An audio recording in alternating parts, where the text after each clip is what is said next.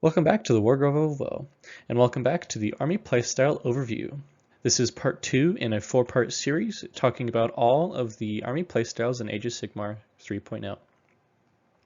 Part 2 will be talking about the Grand Alliance Chaos armies. Part 1 was all about order, so if you are interested in either of those factions, check out your respective video. In this video, I will be giving the categorizations that I went over in part 1. To each of the Grand Alliance Chaos armies. Before we do, I will also explain the categorization philosophy behind my reasoning. So, before we get started, just a quick refresher if you haven't seen the first video. What type of playstyles are there and how am I categorizing this? So, for the most part, I think there are 3 main categories of basic playstyles. You have your aggressive or rush armies, your defensive castle or cagey armies, and then movement, trickery, or finesse armies. Now, these are just a general term. As with most things, you can build a specific army to fit one of these playstyles more than the other, but for the sake of simplicity and this video, these basic playstyles are just going to be a general overview of the battle tome or the army in general. Tacked on to these 3 basic playstyles are playstyle modifiers. These are things that kind of tailor that specific playstyle to the models and the rules within the army itself. This isn't an exhaustive list, but these are just the ones that I feel are most common throughout all of the armies, and you will see in the following playstyle categorizations that each army has a basic playstyle and then some playstyle modifiers that help them kind of stand out in that basic playstyle. These are simple things such as, is the army fast? Are they slow? Do they have a lot of tanking capability? Are they really easy to get rid of? Are they more hoardy? Are they elite? Do they focus on their heroes, their infantry, or monsters? And where do they get the most value from? Either magically, martially, or in the combat phase, or through ranged? Or are they just kind of generally good at stuff? Do they have a generalist outlook? And with that in mind, we'll get started. First up is Beasts of Chaos. Now, Beasts of Chaos is a little bit weak at the moment, but their basic playstyle is a bit interesting. Because they're a little bit on the weak side, they need to play smart. I almost gave Beasts of Chaos the finesse primary playstyle because they require a little bit more thinking. But I think that was more indicative of their weak status rather than the battle tome in general. For their primary playstyle, I give Beast of Chaos a rather interesting set of primary playstyles with the defensive and the rush keyword. Now you'd think that this is you can't have one and the other because of the nature of the playstyles, but hear me out. Beast of Chaos really likes their monsters. They have a lot of really cheap monster units, and so the general how Beasts of Chaos are going to run is they're going to have some forward troops that are going to try and rush at you because they are very, very quick. But they're mostly going to try and tie you up, slow you down, while the Beasts of Chaos summon their monsters through their Hearthstone mechanic, or otherwise get their monsters in position. But because of their somewhat weak defensive stats, they have to kind of play a bit more of a smart game. They have to play defensively and can't just move all their pieces up the board. They have to be a little bit careful. Again, Beasts of Chaos are just kind of in a really rough state right now, so a lot of this can be just indicative of their battle tome in its current weak position, but this is what I evaluated Beast of Chaos. For their just kind of secondaries, I think Beasts of Chaos are a monster-centric, fast horde army. So if that sounds like something you'd be interested in, take a look at Beasts of Chaos. Next up is Blades of Khorne. Blades of Khorne are a very simple faction. They're just aggressive. They want to move their pieces forward and take some skulls and give some blood for the Blood God. So really, there's not much to talk about here. They are on the weaker end of things just due to power creep and some of the rules being a little outdated, but you can definitely make Blades of Khorne work if you really wanted to. For their kind of secondary playstyles, they are a very generalist, martial-focused army. Blades of Khorne are kind of, I don't want to say they're the counterparts to Stormcast Eternals, but I kind of think of them as vaguely similar, because Blades of Khorne are generally good at most things, but they don't excel too much at anything besides martial combat. And even that is a little bit weak, but that's just because of it's an older battle tome. But Blades of Khorne, if you just like pushing your models forward and hitting stuff with sharp axes or blunt objects, they might be the army for you. Next up is Disciples of Zinc. Now, just like the god itself, Zinc is a defensive trickery and a finesse army. They have a lot of a learning curve.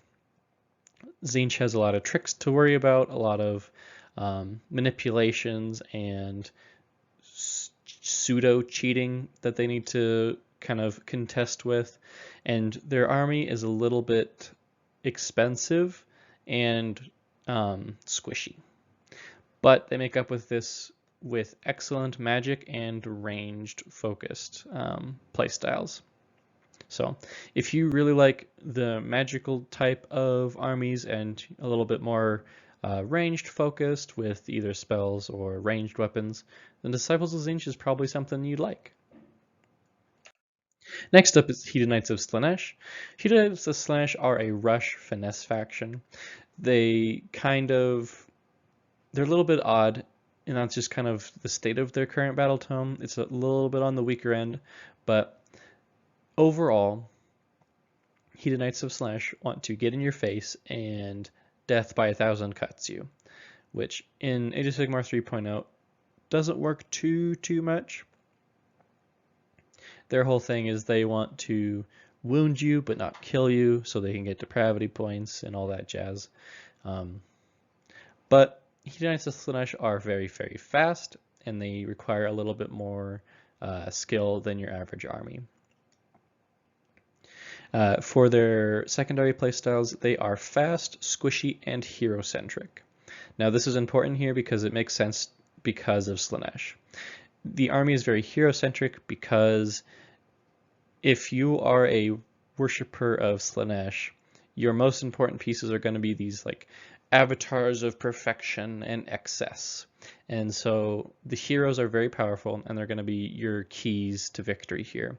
I'm talking Glutos, Keepers of Secrets, Sigvald, and other units of that caliber. That's where you're going to get a lot of your power from. Before I move on, I'd like to give an extra special thanks to our Patreon supporters. You guys are awesome. Thank you very much for letting me pursue this hobby job that I've kind of started, and allowing me to create a community that is really awesome. If you would like to become a Patreon supporter, there is a link in the description as well as a link to the Discord channel. Before I move on, I'd like to give an extra special thanks to Nick Hoff. You are awesome. Next up is Legions of the First Prince. Now this army is just a little bit interesting because A, it doesn't have a battle tome. It comes from Broken Realms Be'lakor. So it is a little bit up in the air about if its future will stay around, but I am pretty confident that as long as Be'lakor has a snazzy model, Legions of the First Prince is always going to be around. Eventually they will probably get a battle tome of some sort or rules updating somewhere, but regardless, Legions of the First Prince is technically, it's kind of like Chaos Demons Undivided. You have access to everything in the Chaos Grand Alliance that has the demon keyword. And they are a very interesting faction. Because of all of the different demons you get access to, you can kind of pick and choose and cherry pick the best ones for your army. But Legions of the First Prince, because they're not necessarily a full-blown battle tome, they are a little bit more of a finesse army. They require a little bit more of skill and a little bit more manipulation and trickery, which is fairly run-of-the-mill for Be'lakor. He is the Dark Master, the Prince of Chaos and whatnot. But you can build Legions of the First Prince in a lot of different ways.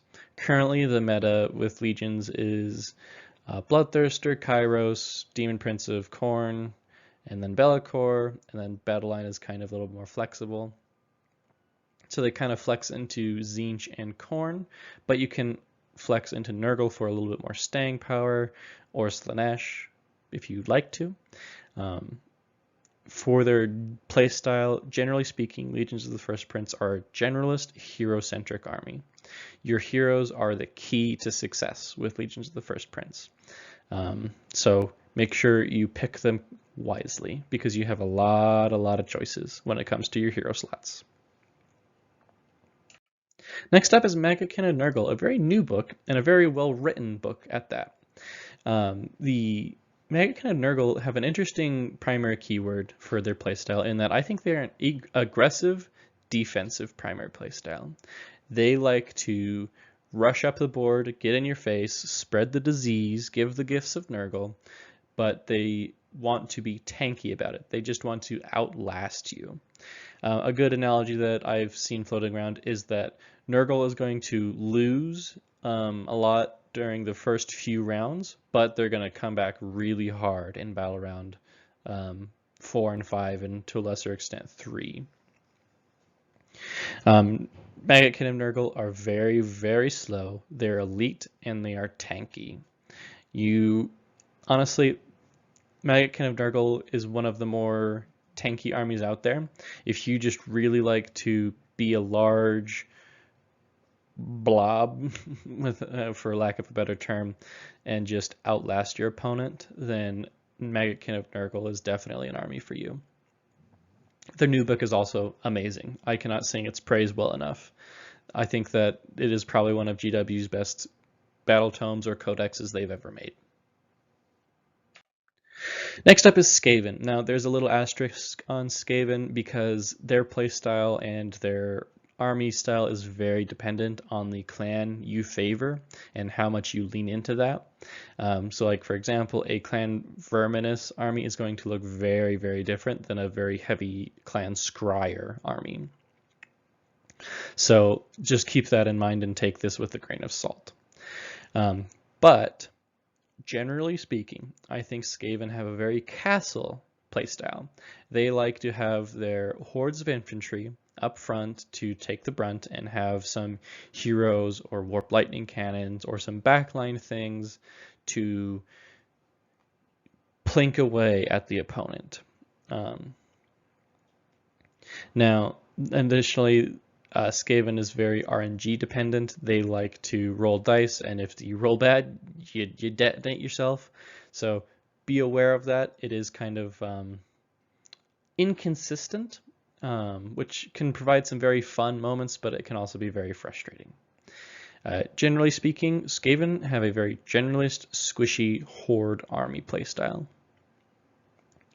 But as with the asterisk, it depends on the clan that you favor. Last but not least is Slaves to Darkness. Now, Slaves to Darkness has a very extensive range. They have a lot of general units in terms of their abilities and their stats. For their primary playstyle, Slaves to Darkness is aggressive. They like to kind of run you over, get in your face, and do a lot of damage, either with Archaon, Varangard, or anything you uber buff up, because Slaves to Darkness has a lot of good buffs. And surprisingly enough, Slaves to Darkness is pretty tanky, minus a few key exceptions like Chaos Marauders and the likes.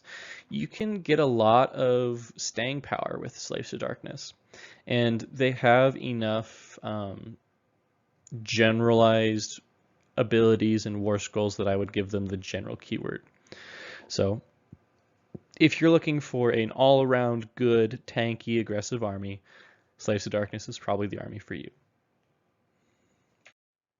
So that was the part 2 of the Age of Sigmar Army Playstyles overview. I hope you enjoyed this video, and keep an eye out for parts 3 and 4, where I will cover Destruction and Death. But yeah, If you enjoyed this video, please leave a like or a comment, and if you would like to see more videos like this in the future, please consider subscribing. This has been the Wargrove of Woe, and I'll talk to you guys next time.